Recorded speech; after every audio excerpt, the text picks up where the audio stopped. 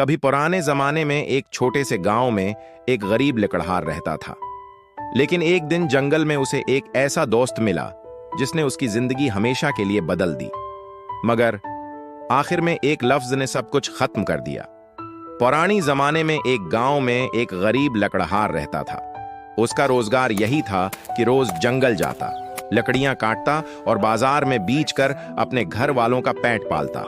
एक दिन वो जंगल में लकड़ियां काट रहा था कि अचानक एक दीव सामने आ गया।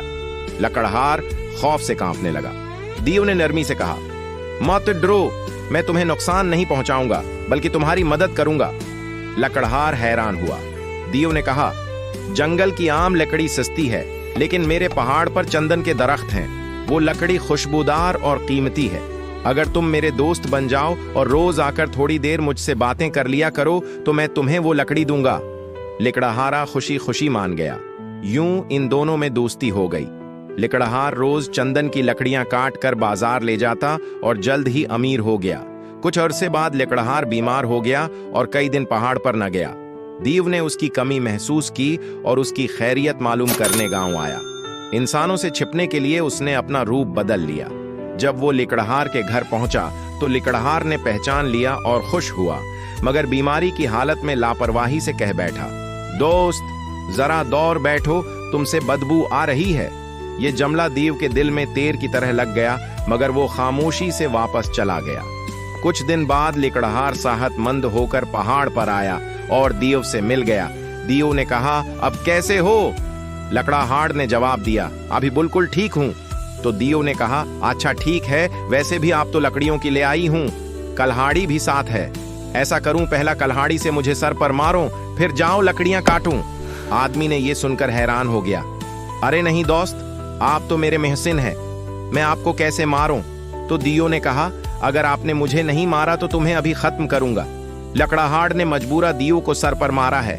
फिर दीव ने कहा, अब चले जाओ लकड़ियां काटूं। बहुत उर्सा बाद वो इंसान फिर पहाड़ पर गया तो उसने वो दीव दोबारा देख लिया। लकड़हार ने सोचा था कि वो मुर्गिया होगा।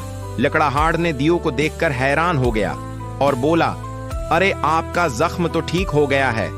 दीव ने मुस्कुराकर कहा, कल्हाड़ी का जख्म तो भर गया, लेकिन तुम्हारे अल्फाज का जख्म कभी नहीं भरेगा। मैं आपकी अयादत के लिए आया था और आपने बोला कि थोड़ा दौड़ बैठूं, तुमसे मुझे बदबू आ रही है। वो जख्म अभी भी ताजा है। फिर उसने लकड़हारे को कल्हाड़ी से मारकर खत्म कर दिया और कहा, दोस्ती में वफादारी और कुर्बानी होती है, न कि ऐसे उल्फाज जो दिल को तोड़ दें। तो मुअज़्ज़िज़ नाज़रीन, आपके ख्याल में दीव ने सही किया या गलत? कमेंट में अपने राय जरूर दें। इस कहानी से हमें दो सबक मिलते हैं। सबक नंबर 1, दोस्ती। दोस्ती एक मुकद्दस रिश्ता है जिसमें से इखलास, वफादारी और कुर्बानी शामिल होती है। दोस्त वो नहीं जो मुश्किल वक्त में दूर हो जाए, बल्कि वो है जो हर हालत में साथ खड़ा रहे। लफ्ज दोस्त 4 हुरूफ से बना है और हर हर्फ की एक अलग मानी है। द मानी दियानतदार, वो मानी वफादार, ऐस मानी सुछा, औरत मानी तबादार।